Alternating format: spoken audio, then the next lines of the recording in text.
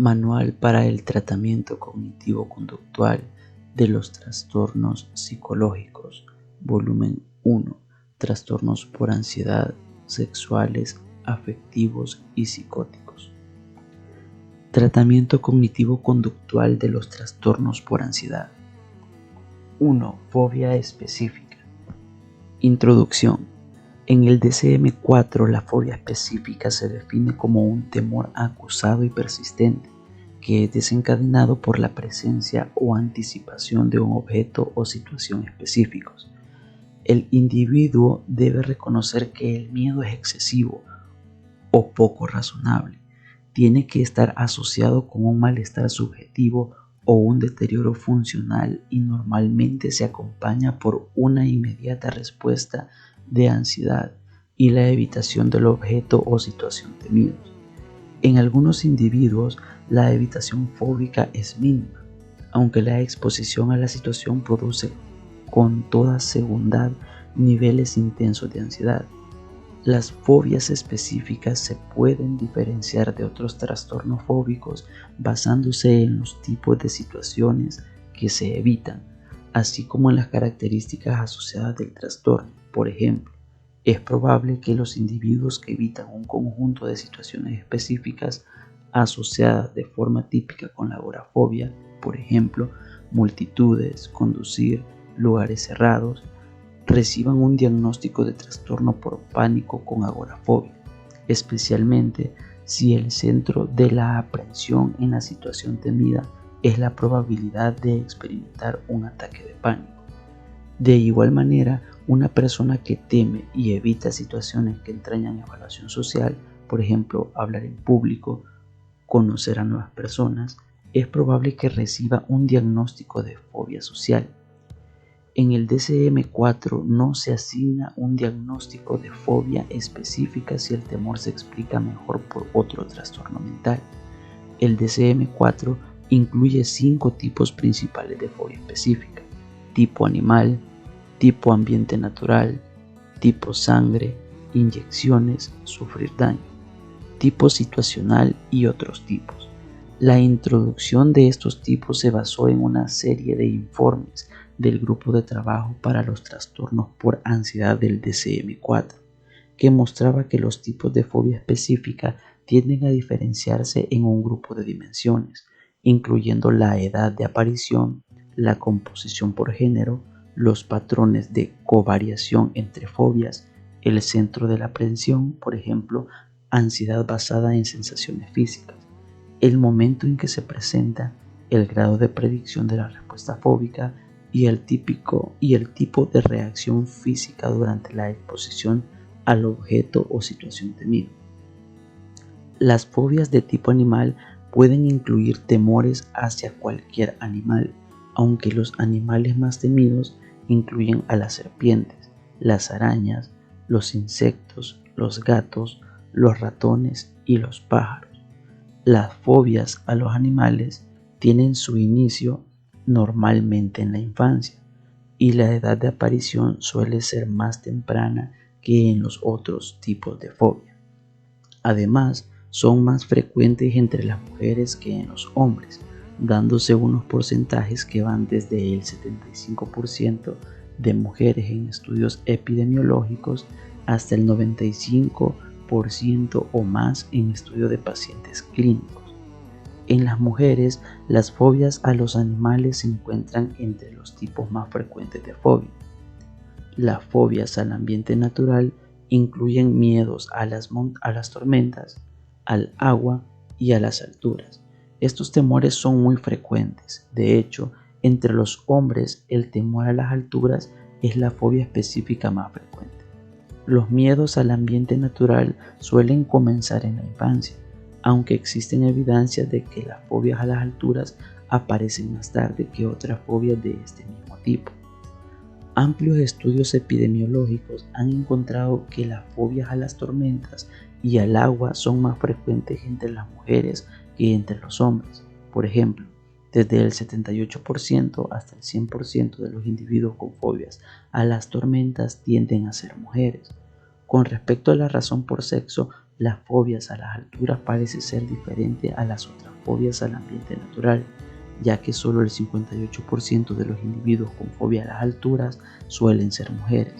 Estos datos, así como otros hallazgos recientes, sugieren que es posible que las fobias a las alturas no sean representativas del tipo ambiente natural.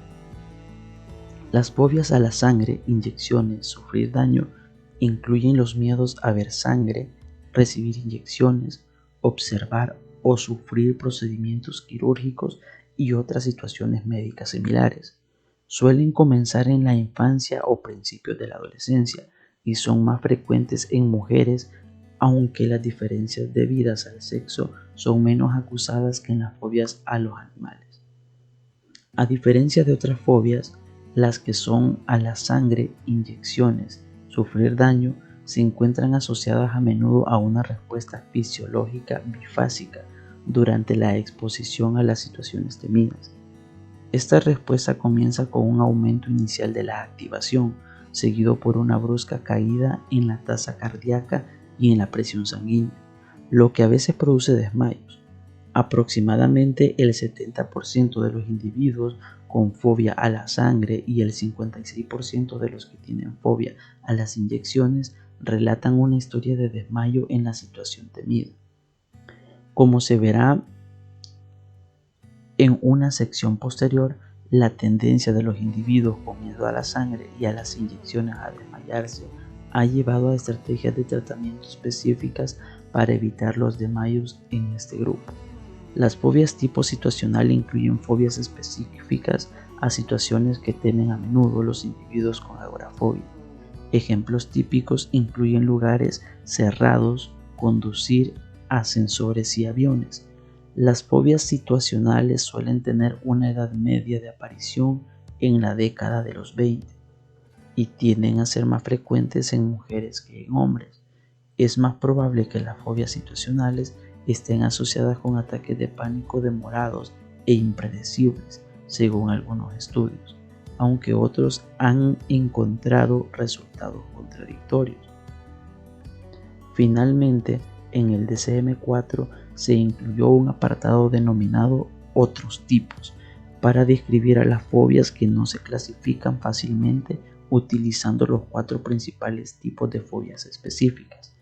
Ejemplos de fobias incluidas en la sección de otros tipos incluyen los temores de asfixiarse, vomitar y a los globos, aunque cualquier fobia que no se clasifique fácilmente como uno de los otros 4 tipos se incluirá en esta categoría.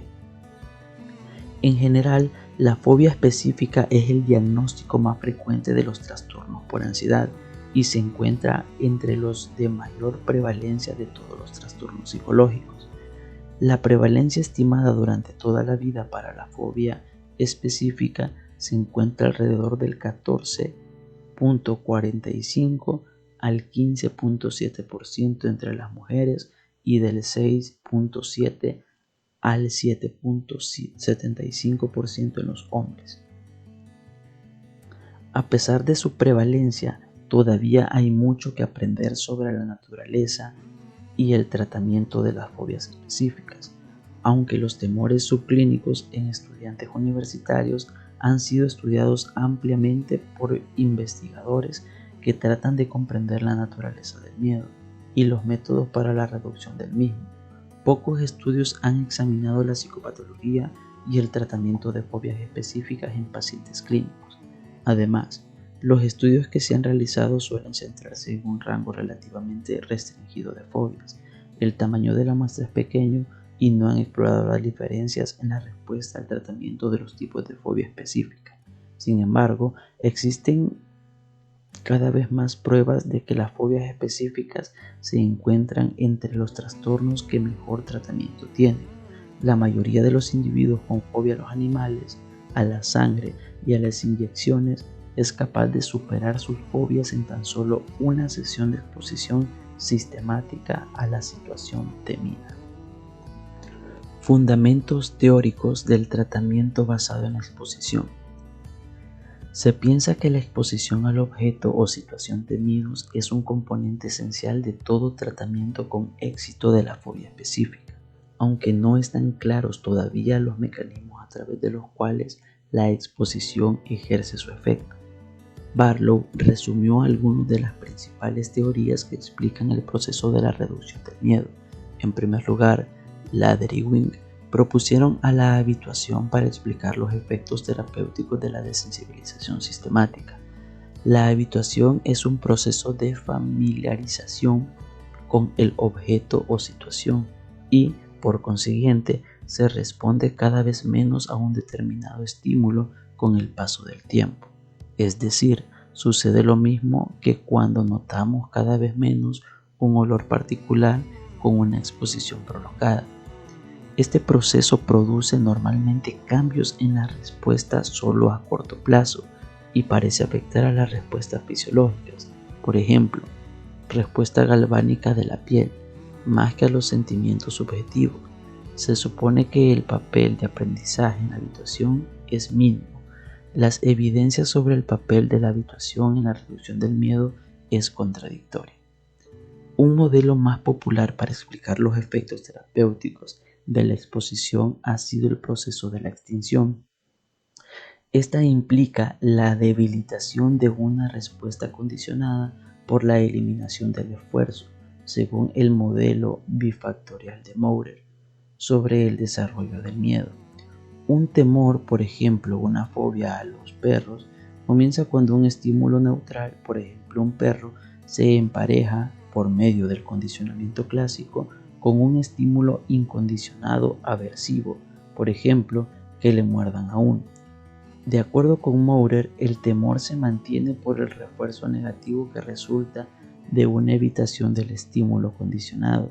En otras palabras, la conducta de evitación impide que tengan lugar los síntomas aversivos asociados con el objeto temido y por consiguiente se refuerza de modo operante. En teoría, la exposición termina con el refuerzo negativo asociado a la evitación y en consecuencia conduce a la extinción del miedo. Se supone que la extinción entraña un nuevo aprendizaje, es decir, cambios en la forma en que se procesa la información y suele tener efectos duraderos en comparación con la habituación. Sin embargo, existen evidencias que ponen en duda el valor de la extinción como modelo de la reducción del miedo. Por ejemplo, algunos estudios han mostrado que la exposición parece ser eficaz para reducir el temor, especialmente a largo plazo, incluso cuando un individuo escapa de la situación antes de alcanzar el nivel máximo de ansiedad. Sin embargo, contrariamente a este hallazgo y consistente con la teoría de la extinción, numerosos estudios han mostrado que la exposición de larga duración es más eficaz para reducir el miedo que la exposición de duración más corta. Consistente con las modernas teorías del condicionamiento, los factores cognitivos juegan un importante papel en la disminución del miedo. Los datos están empezando a converger, sugiriendo que variables tales como el control percibido, la presencia de señales de seguridad, como el cónyuge, y el grado de predicción de la exposición afectan a los niveles de miedo durante la exposición a la situación temida. Además, se han propuesto teorías sobre el procesamiento emocional. Foa y Kozak, 1986, para explicar el proceso de reducción del miedo empleando un marco teórico emocional.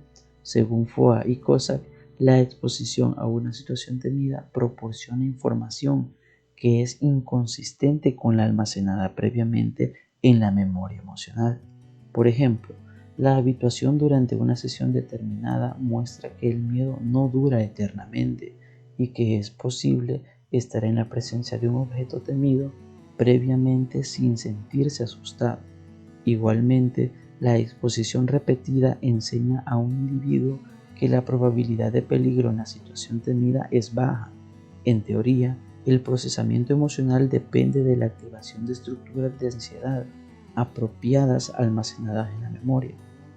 Las variables propuestas que interfieren con el procesamiento emocional incluyen a la distracción, a la activación autónoma, que sea demasiado alta, de modo que puede que no produzca la habituación dentro de la sesión, y la activación autónoma que sea demasiado baja, reflejando una activación incompleta de la estructura de ansiedad. Lo mismo que sucede con los otros modelos, se han visto las evidencias que apoyan el procesamiento emocional como modelo de la reducción del miedo son contradictorios. Por ejemplo, los estudios que examinan los efectos de la distracción sobre la disminución del miedo durante la exposición han arrojado resultados dispares. Igualmente, Holden y Barlow encontraron que la relación entre la activación y la ansiedad es más complicada que lo que predicen las teorías del procesamiento emocional. Específicamente, Holden y Barlow hicieron que un grupo de individuos con agorafobia y otros sin ningún trastorno mental pasaran una prueba estándar de aproximación conductual que entrañaba marcharse de un lugar seguro. Ambos grupos comenzaron con tasas cardíacas elevadas y mostraron reducciones graduales similares de la tasa cardíaca durante la prueba conductual. Este hallazgo ocurrió a pesar del hecho de que los sujetos sin trastorno mental no informaron de ansiedad durante la prueba conductual. Es demasiado pronto para decir exactamente cómo produce la exposición una disminución del temor. Además, es posible que las teorías mencionadas anteriormente no sean explicaciones mutuamente excluyentes, aunque ninguna de las teorías explica totalmente el proceso de la reducción del miedo. Cada una de ellas explica alguna parte de la historia. Por ejemplo, la habituación y la extinción pueden estar implicadas en la reducción del miedo dentro de las sesiones, mientras que la extinción puede ser más relevante para explicar la disminución del miedo entre sesiones. Variables tales como el control y la seguridad percibidos, la predecibilidad y el procesamiento emocional pueden mediar en parte los cambios que tienen lugar durante la habituación y la extinción. Finalmente, la exposición repetida puede tener impacto sobre determinadas variables fisiológicas que parecen estar relacionadas con la experiencia del miedo. Como se puede ver en la revisión de Barlow, la exposición crónica a los estímulos que se teme puede producir una reducción general de la noradrenalina, que tiende a asociarse con ciertos cambios conductuales consistentes con el proceso de endurecerse o desarrollar una mayor tolerancia a los estímulos aversivos. En resumen, es posible que los mecanismos a través de los cuales la exposición produce una disminución del miedo estén determinados por múltiples factores. Las teorías unidimensionales probablemente sean inadecuadas para explicar el proceso de la reducción del miedo. En la medida en que los investigadores empiecen a examinar cómo interactúan las variables cognitivas, conductuales y fisiológicas para producir cambios en el miedo durante el tratamiento, entonces empezaremos a comprender cómo funciona la exposición. Hallazgos empíricos sobre el tratamiento de las fobias específicas. Numerosos estudios han mostrado que los tratamientos basados en la exposición son eficaces para reducir temores específicos. Específicamente, se han encontrado que la exposición es eficaz para la fobia a la sangre, a las inyecciones, a los dentistas, a los animales, a lugares cerrados, a volar, a las alturas y a asfixiarse. En muchos casos, la forma en que se lleve a cabo la exposición puede tener impacto sobre su eficacia.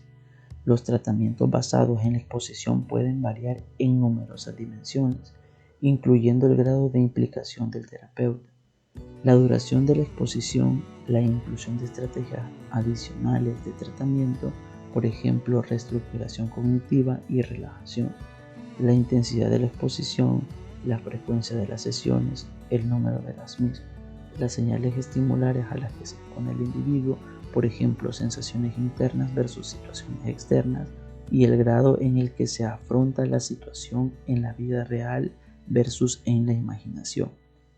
Además, las relaciones entre estas variables y el éxito del tratamiento pueden variar dependiendo del tipo de fobia, de la naturaleza de la reacción de temor y de otras variables que son distintas según los pacientes. Por ejemplo, Ost et al. Demostraron que individuos con claustrofobia que que respondían básicamente de forma conductual, es decir, cuyo patrón principal de respuesta era la evitación, se beneficiaron más de la exposición que del entrenamiento en relación aplicada. Por el contrario, pacientes con claustrofobia que respondían fundamentalmente de manera fisiológica, es decir, cuya respuesta principal era un aumento de la activación ante la exposición a la situación, respondían mejor a la relajación aplicada. Sin embargo, este hallazgo no se confirmó en un grupo de individuos con miedo a los dentistas. Espaciamiento y duración de las sesiones de exposición. Parece que las sesiones de exposición más largas son más eficaces que las sesiones más cortas en la mayoría de los casos. Además, la exposición parece funcionar mejor si no hay mucho distanciamiento entre las sesiones. Por ejemplo, encontraron que el tratamiento de la agorafobia era más eficaz con 10 sesiones diarias de exposición que con 10 sesiones semanales. Sin embargo, el grado de aplicación de este hallazgo a las fobias específicas no está claro, especialmente a la luz del hecho de que hasta un 90% de los individuos con fobias a los animales y a las inyecciones pueden ser tratados con éxito, es decir, muy mejorado o completamente curado, en una sola sesión de tratamiento por medio de la exposición y del modelado del terapeuta. Los modelos sobre la reducción del miedo predicen que la exposición debería funcionar mejor cuando se evita que los pacientes escapen antes de que el temor haya disminuido. Los estudios que examinan esta variable han arrojado resultados contradictorios. Por ejemplo, De Silva y Rachman et al. Encontraron que el marcharse antes de que el temor haya llegado a su máximo no tenía efecto sobre la eficacia de la exposición para la agorafobia. Por el contrario, revisó numerosos estudios que mostraban que la exposición prolongada era más eficaz que la exposición de duración más corta. Pero, ¿en qué momento se termina la exposición? Gaudier y Marshall examinaron varios criterios por los que un clínico podría decidir terminar las sesiones de exposición en el caso de una fobia a las serpientes. Concretamente, examinaron la eficacia del tratamiento cuando la finalización de las sesiones de exposición estaba determinada por la vuelta a la línea base de cada una de las siguientes medidas: tasa cardíaca, ansiedad autoinformada por parte del paciente, la ansiedad del sujeto evaluada por 2 observadores independientes y una mezcla de las 3 medidas. El terminar las sesiones basándose en la reducción de la ansiedad evaluada por observadores produjo los mayores beneficios terapéuticos en comparación con los otros métodos. El grado de implicación del terapeuta. Los hallazgos han sido inconsistentes con respecto a la importancia de que haya un terapeuta presente durante las sesiones de exposición. Marx revisó numerosos estudios que mostraban que la autoexposición era eficaz para el tratamiento de distintos trastornos fóbicos, incluyendo la agorafobia, la ansiedad social y el trastorno obsesivo-compulsivo. Sin embargo, en el caso de las fobias específicas parece que cierta implicación del terapeuta parece mejor que la ausencia de la misma.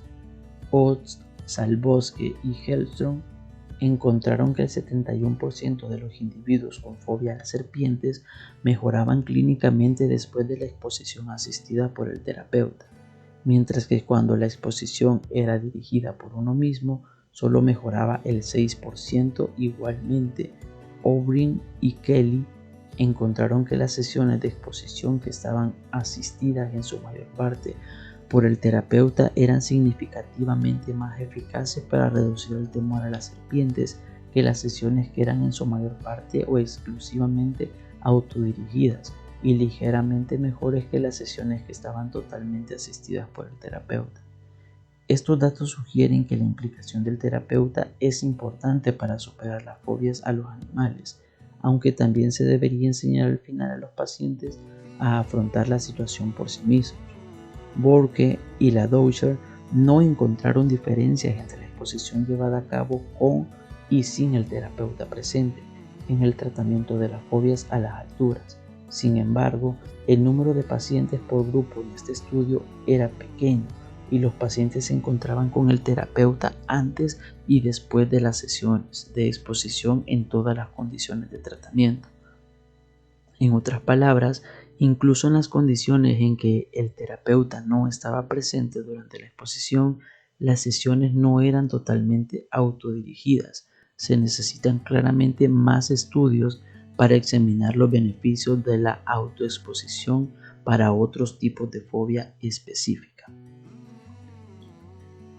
La distracción durante las secciones de exposición.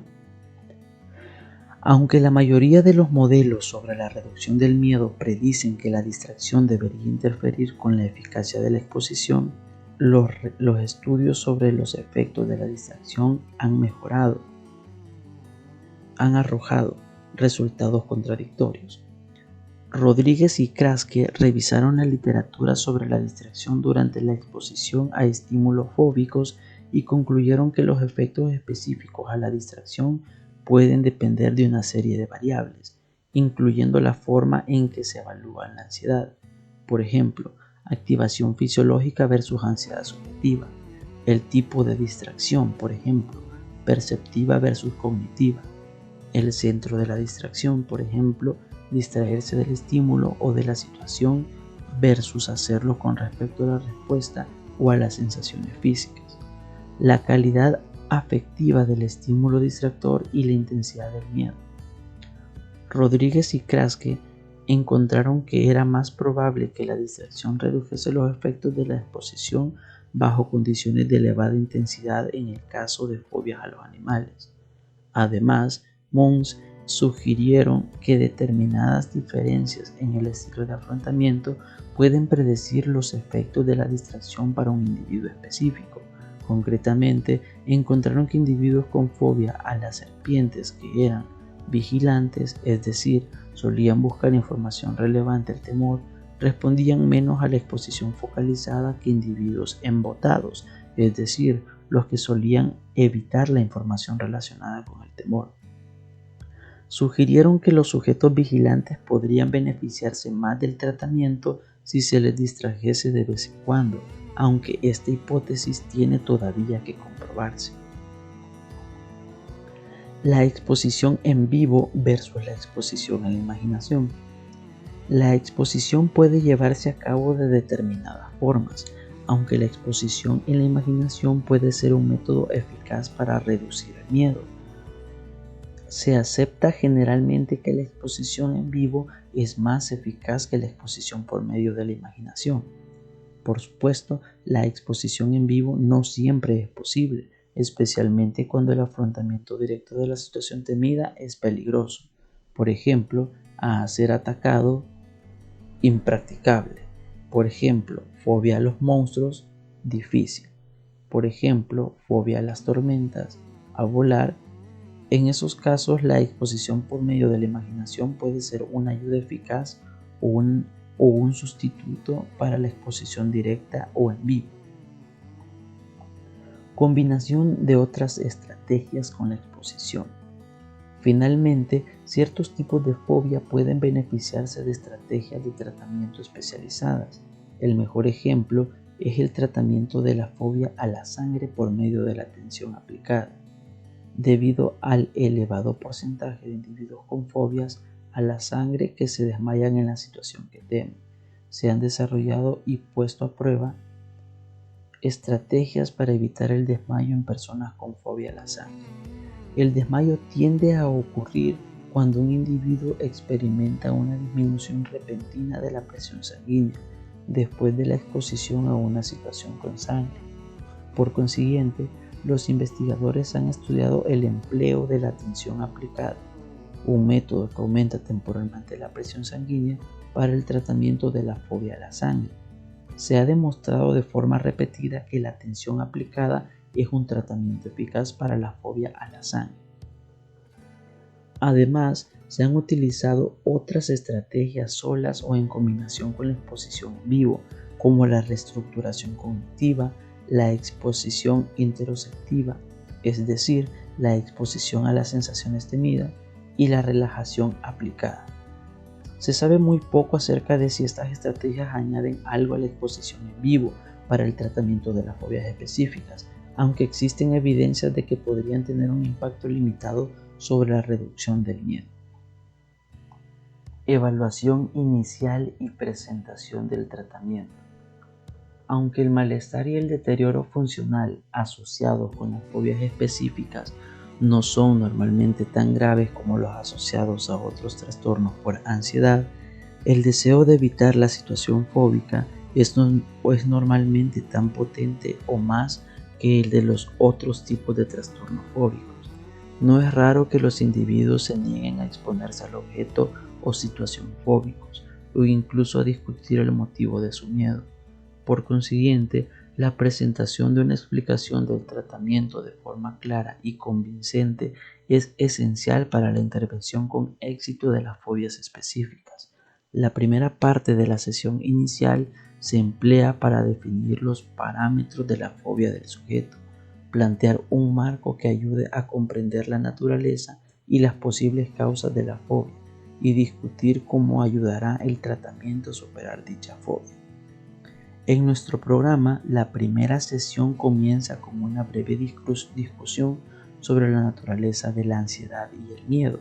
Concretamente, se enseña a los pacientes que el miedo es una emoción normal y adaptativa y que la mayoría de las personas temen alguna situación. Además, se habla sobre los posibles factores etiológicos de la fobia del paciente, por ejemplo, condicionamiento directo, aprendizaje por observación, información errónea sobre la situación temida. Debido a que mucha gente con fobia no puede recordar cómo empezó su temor, se la tranquiliza señalando que no es necesario descubrir la causa inicial de una fobia para superar el miedo. Es más, el tratamiento aborda los factores actuales que mantienen el temor, por ejemplo, la evitación, la información inadecuada sobre el objeto temido, etc. Se anima a los pacientes a que piensen en su fobia en términos de sentimientos, pensamientos y conducta asociados. Sobre los sentimientos experimentados durante la exposición, se les pide que describan la intensidad y la naturaleza de su reacción emocional, por ejemplo, llorar, gritar, aterrorizarse, etc. Además, se les ayuda a generar una lista de los síntomas físicos, por ejemplo, tasa cardíaca acelerada, quedarse sin aliento, piernas temblorosas, marcos, sudores, desmayos, experimentados durante las exposiciones típicas. Luego, los pacientes examinan las predicciones, las expectativas y los pensamientos específicos que ayudan a mantener su miedo. Los pensamientos ansiosos están relacionados a menudo con la situación temida, por ejemplo, ser mordido por una serpiente, alcanzado por un rayo, caerse de un lugar elevado, etc. Aunque muchos pacientes informan también de aprensión sobre los síntomas asociados con el miedo, por ejemplo, ansiedad sobre cómo reaccionarían en la situación.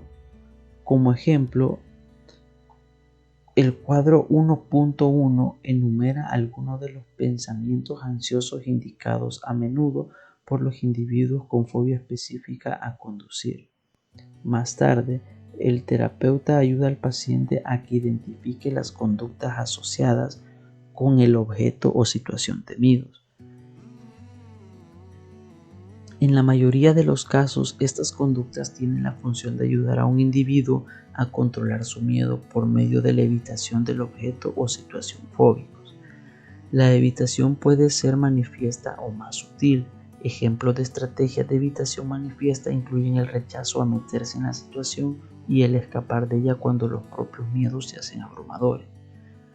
Formas útiles de evitación incluirían la distracción, la ingesta de fármacos o drogas o el empleo de otras ingeniosas estrategias de afrontamiento. Por ejemplo, un individuo con una fobia a las alturas puede evitar el mirar hacia abajo desde un lugar elevado o insistir en agarrarse a la barandilla. Una persona que teme a las serpientes puede sentarse en la parte de la habitación que está más alejada de una serpiente que ha observado en una esquina. Alguien que tiene miedo a conducir podría hacerlo solamente en viajes específicas o a determinadas horas. Además, muchas personas con fobia confían en señales de seguridad cuando se enfrentan al objeto o situación fóbicos. Las señales de seguridad son estímulos que proporcionan una sensación de tranquilidad o seguridad en una situación temida. Por ejemplo, un individuo que teme a los ascensores podría utilizar estos únicamente cuando va acompañado por un amigo o un familiar, de modo que se encontrará disponible la ayuda en caso de emergencia. Finalmente, los sujetos con fobias específicas a menudo realizan conductas que son protectoras en exceso.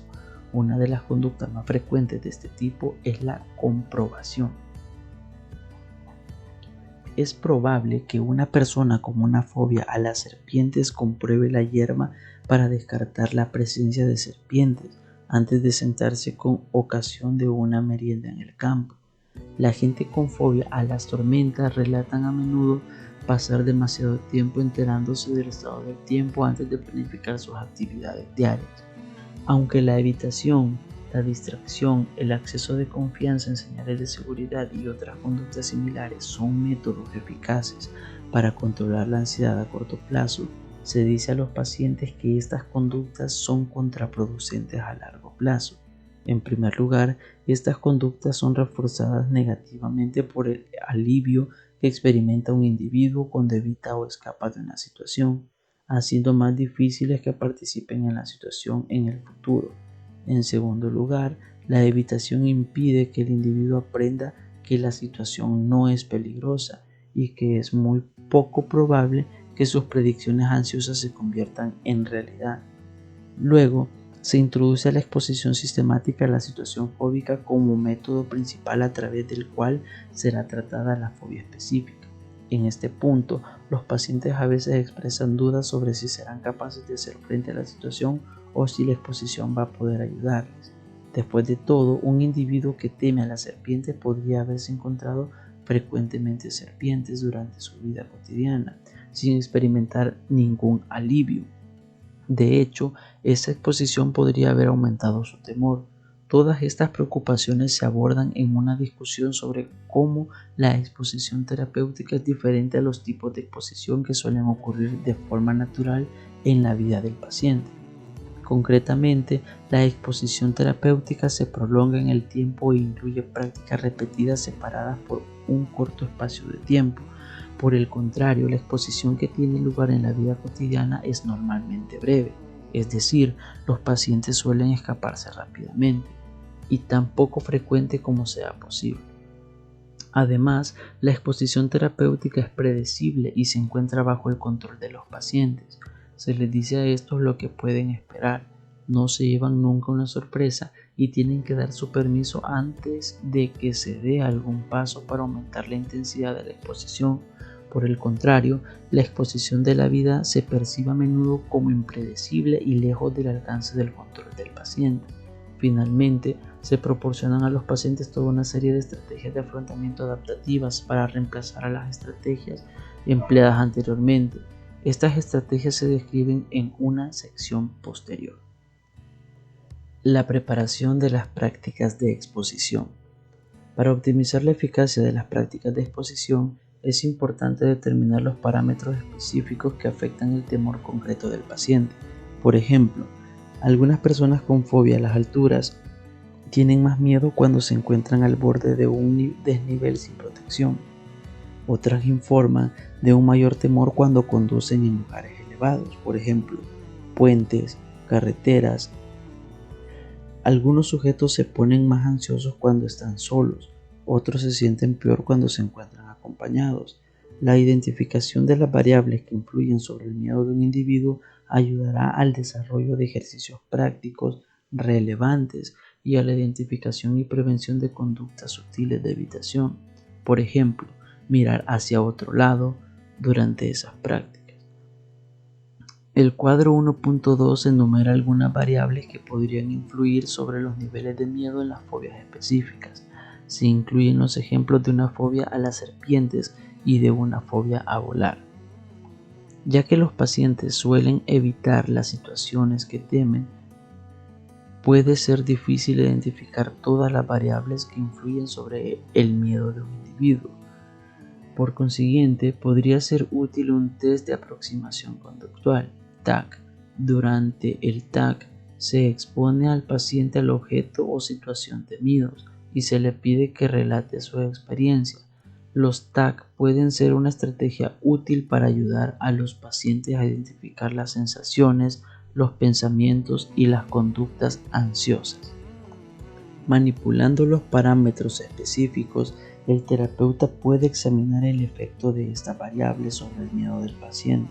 Por ejemplo, cuando se trata una fobia a las inyecciones, el terapeuta puede evaluar si el punto donde se inserta la aguja afecta el temor del paciente colocando una jeringa en distintas partes, por ejemplo, en el brazo, en el antebrazo, etc.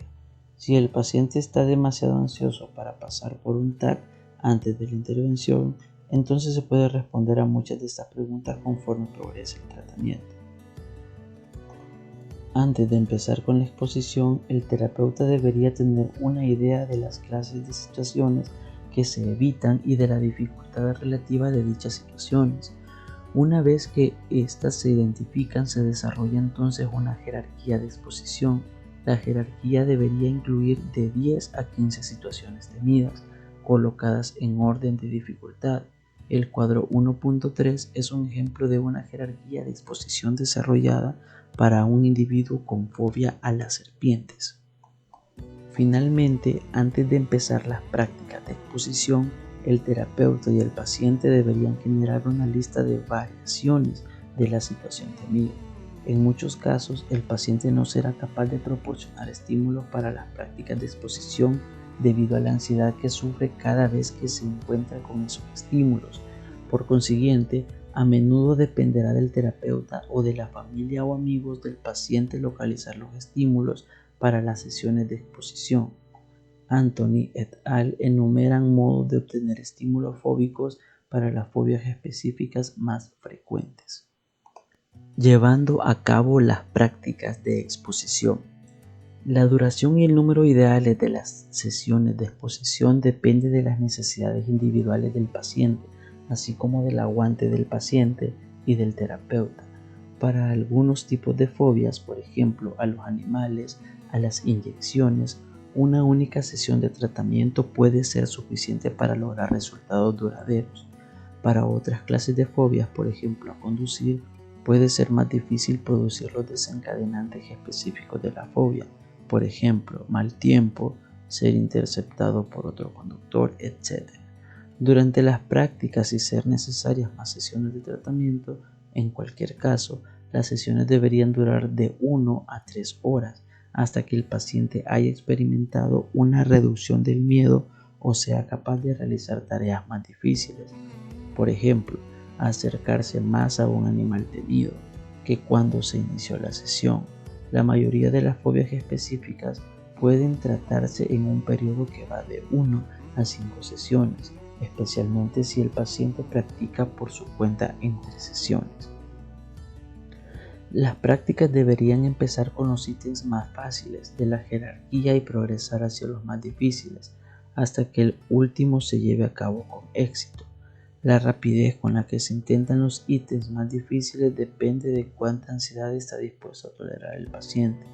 El moverse más deprisa por los ítems de la jerarquía conducirá a una reducción del miedo más rápida, aunque la intensidad del temor que se experimenta durante las prácticas será mayor. El desplazarse más lentamente hará que las prácticas sean menos aversivas, aunque llevará más tiempo superar la fobia.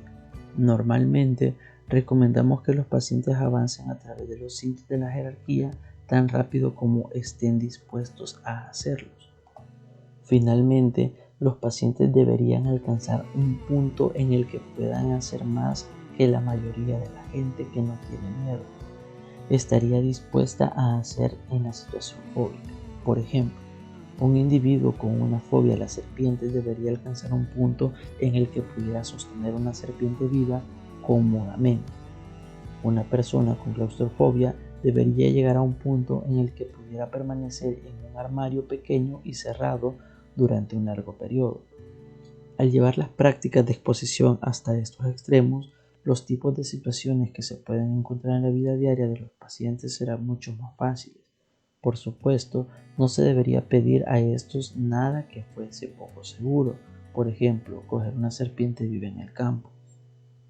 Se pueden utilizar varios métodos para ayudar a los pacientes a superar pasos cada vez más difíciles durante las prácticas de exposición.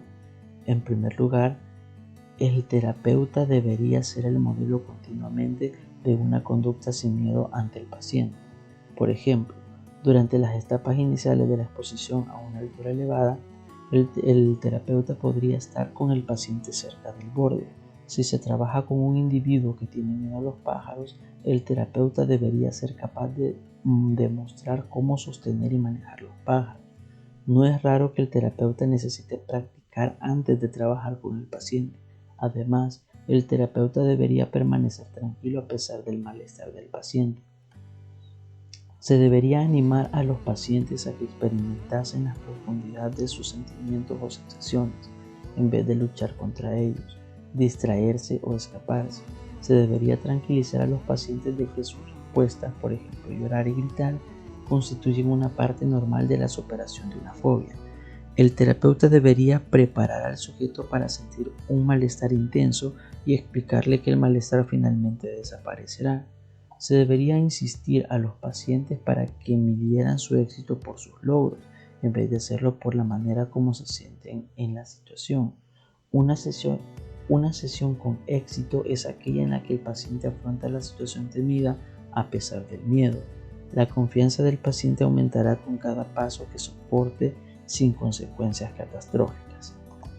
Si un paciente rechaza llevar a cabo una tarea determinada, es función del terapeuta encontrar una forma creativa para ayudar al paciente a progresar. Una manera de conseguirlo es haciendo los pasos más pequeños. Por ejemplo, un paciente con una fobia a conducir puede llegar a un punto en el que conduzca acompañado, pero se niega a llevar el coche solo. Un modo de resolverlo es hacer que el paciente conduzca y que el terapeuta le siga a corta distancia con otro coche. Este modo de conducir podría ser un paso intermedio necesario para ayudar al paciente a que conduzca solo. Gradualmente se va incrementando la distancia entre el terapeuta y el paciente hasta que éste llegue a conducir básicamente solo. Las prácticas entre sesiones. Se debería animar a los pacientes para que lleven a cabo prácticas de exposición entre las sesiones. Normalmente, la exposición a la situación temida es más amenazante cuando no está el terapeuta y puede ser que los sujetos no estén dispuestos a realizar tareas prácticas que sean tan difíciles como las que se practicaron en la sesión. En la medida en que las prácticas entre las sesiones puedan ser estructuradas, por ejemplo, planificar un número concreto de prácticas y las ocasiones para las mismas, es más probable que los pacientes realicen las tareas para casa. El terapeuta debería anticipar posibles razones por las que no se pudiesen llevar a cabo las tareas para casa e intentar generar soluciones para aumentar la probabilidad de que el paciente realice sus prácticas. Una de las razones más comunes para no llevar a cabo la tarea para casa es la ansiedad excesiva que produce dicha tarea. Por consiguiente, se puede plantear a los pacientes sugerencias alternativas de prácticas en el caso de que encuentren la tarea principal demasiado difícil. Por ejemplo, se puede instruir a un paciente para que practique permanecer en un armario pequeño con la puerta cerrada cuando no hay nadie en casa, con el fin de superar su temor a los lugares cerrados. Sin embargo, si esta tarea fuese demasiado difícil, el paciente podría reducir la intensidad de la exposición dejando la puerta del armario ligeramente abierta o realizando la práctica cuando un miembro de la familia está en casa. La tarea más difícil puede reservarse para otro día. Llevar a cabo una práctica más fácil es mejor que no realizar ninguna. A veces puede ser de utilidad implicar a la familia o a los amigos del paciente en las prácticas de exposición. Los miembros de la familia pueden proporcionar ánimos y modelar la conducta sin miedo en la situación fóbica. Sin embargo, el terapeuta debería asegurarse de que él o la amigo o amiga o el miembro de la familia entiendan las razones de la exposición, sea capaz y esté dispuesto a apoyar y ayudar al paciente durante las prácticas. Además, debería observar algunas de las sesiones de exposición en las que participa el terapeuta para que le sean familiares las reacciones del paciente y para que sepa cómo responder al miedo de este. Finalmente, el paciente debería ser capaz de llevar a cabo las prácticas sin la ayuda de familiares o amigos. Otras estrategias de tratamiento. Estrategias cognitivas. Además de la exposición, se pueden emplear otros dos enfoques para ayudar a corregir la información errónea sobre el objetivo o situación temidos. En primer lugar, se debería instruir a los pacientes a que buscasen información sobre dicho objeto o situación. Por ejemplo, si un individuo tiene miedo a las serpientes, debería aprender tanto como pudiera sobre las serpientes. Si el movimiento de una serpiente es especialmente amenazante, el paciente debería leer sobre los movimientos de las serpientes y pasar cierto tiempo observando el movimiento de las mismas. En segundo lugar, se debería enseñar a los pacientes a identificar pensamientos ansiosos, poco realistas y considerar predicciones alternativas más realistas con respecto a la situación fóbica. El primer tipo de pensamiento ansioso que está frecuentemente asociado con las fobias específicas es la sobreestimación de la probabilidad. Esta clase de pensamiento implica una sobreestimación de la probabilidad de que algún acontecimiento predicho ocurra, como, por ejemplo, en el caso de los pacientes que tienen miedo a volar, que a menudo sobreestiman la probabilidad de que un avión se estrelle. Para modificar este patrón de pensamiento, se debería enseñar a los pacientes a evaluar las evidencias a favor y en contra de sus pensamientos ansiosos. Por ejemplo, además de fijarse en las noticias que se producen de vez en cuando sobre aviones que se estrellan, a los pacientes que tienen miedo a volar debería enseñárseles a examinar las evidencias que fuesen contrarias a sus predicciones ansiosas. Por ejemplo, todos los días despegan y aterrizan miles de aviones, y que evaluarán la probabilidad real de que sus predicciones llegasen a ser realidad. El segundo tipo de pensamiento ansioso que suele darse en individuos con una fobia específica es el pensamiento catastrófico, que entraña una sobreestimación del impacto negativo de un acontecimiento si llegase a ocurrir. Por ejemplo, los pacientes con fobia a las serpientes a menudo creen que sería terrible e incontrolable que una serpiente les tocase. Se puede poner en tela de juicio las predicciones catastróficas si cambiamos el centro de atención de los propios pensamientos, desde lo terrible que podría ser un encuentro con el objeto fóbico hasta cómo podría afrontar dicho encuentro. Una forma de conseguir esto es hacerse a uno mismo preguntas tales como: ¿realmente qué sería lo peor que podría ocurrir? ¿Por qué sería tan terrible si me encontrara con el objeto o situación? ¿O cómo podría afrontar la situación? La exposición tiende a trabajar muy bien por sí misma. Sin embargo, para algunos pacientes la reestructuración cognitiva puede ser una ayuda válida para dicha exposición. Además, estas estrategias podrían constituir métodos útiles para ayudar al paciente a realizar una práctica de exposición difícil que de otra manera podría haber evitado. Exposición interoceptiva. Hay que recordar que algunos pacientes indican ansiedad con respecto a las sensaciones físicas asociadas con el miedo, además de la ansiedad ante el objeto o la situación fóbicos.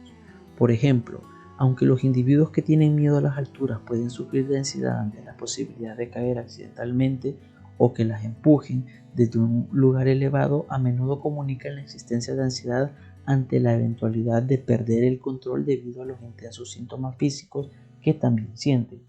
Además de la exposición a la situación fóbica, la exposición a las sensaciones temidas puede ser útil para algunos individuos. Esto es especialmente cierto para las fobias que están asociadas a una elevada ansiedad interoceptiva, por ejemplo, claustrofobia. Para estos pacientes se pueden añadir de forma sistemática ejercicios de exposición interoceptiva a las prácticas de exposición situacional. Anthony et al. Describen cómo realizar esos ejercicios. Lo mismo que sucede con la exposición situacional, los ejercicios de exposición interoceptiva deberían llevarse a cabo de forma repetida hasta que ya no produzcan ansiedad. En el cuadro 1.4 se enumeran algunos ejemplos de ejercicios utilizados para provocar las sensaciones temidas. Tensión muscular aplicada. Como se indicó anteriormente, la tensión muscular aplicada se han empleado con gran eficacia en el tratamiento de las fobias a la sangre. La tensión aplicada entraña el enseñar a los pacientes a tensar los músculos, los de su cuerpo, con el fin de elevar la presión sanguínea y, por consiguiente, evitar que se desmayen durante la exposición a las situaciones que incluyen sangre. Esta técnica fue desarrollada originalmente por Gossard y Montgomery y ampliada por Ost y Sterner. Los pasos específicos utilizados en la tensión aplicada se enumeran en el cuadro 1.5. Mantenimiento de los beneficios del tratamiento. El éxito de los tratamientos para la fobia específica basados en la exposición suele ser duradero. Sin embargo, se debería preparar a los pacientes para que afrontasen posibles recaídas. En nuestro programa se advierte a los pacientes sobre varios factores que podrían llevar a un aumento del miedo en el futuro. El primero de estos factores es el estrés elevado. Se avisa a los pacientes que el estrés de la vida, por ejemplo, perder el trabajo o problemas maritales, podrían aumentar la dificultad para enfrentarse a una situación a la que se había tenido miedo. En segundo lugar, una experiencia traumática en la situación temida. Por ejemplo, un accidente de coche sufrido o por un individuo que ha superado una fobia a conducir. Podría ser más difícil las próximas exposiciones. Finalmente, largos periodos sin exposición a la situación temida puede conducir a un regreso del temor en un pequeño porcentaje de pacientes. Si un individuo se da cuenta de que le vuelve el miedo, recomendamos que empiece otra vez con la exposición sistemática. Además, para evitar un regreso del miedo, se debería animar a los pacientes a que realizasen prácticas adicionales de exposición cuando surja la oportunidad. Por ejemplo, los individuos que tienen miedo a las serpientes deberían pasar algún tiempo mirando y quizás cogiendo las culebras que encuentren en su casa antes de soltarlas al exterior. La exposición ocasional a la situación temida hará menos probables las recaídas.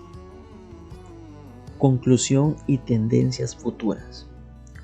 Las fobias específicas se encuentran entre los trastornos de ansiedad más frecuentes y tratables.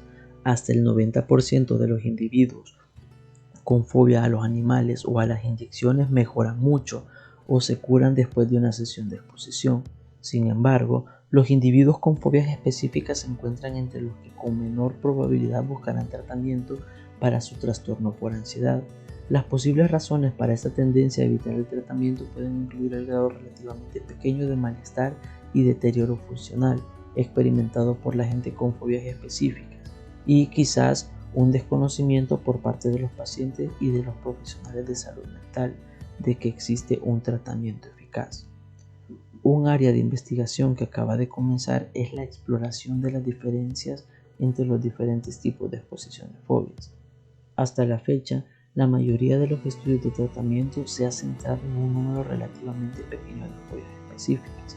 Aunque una única sesión de tratamiento es a menudo suficiente para la fobia a los animales, poco se sabe sobre la eficacia de los tratamientos de una única sesión para otras fobias frecuentes, por ejemplo, a las alturas, a conducir, a las tormentas, claustrofobia. Los estudios a realizar en un futuro próximo necesitarán tener en cuenta las diferencias entre las fobias con respecto a la rapidez de la habituación, la importancia de los factores cognitivos, por ejemplo, información errónea sobre la situación temida, el centro de la aprehensión, por ejemplo, señales situacionales versus señales interoceptivas, y los posibles papeles de otras respuestas negativas distintas al miedo, por ejemplo, enfado, sorpresa, desmayo, etc.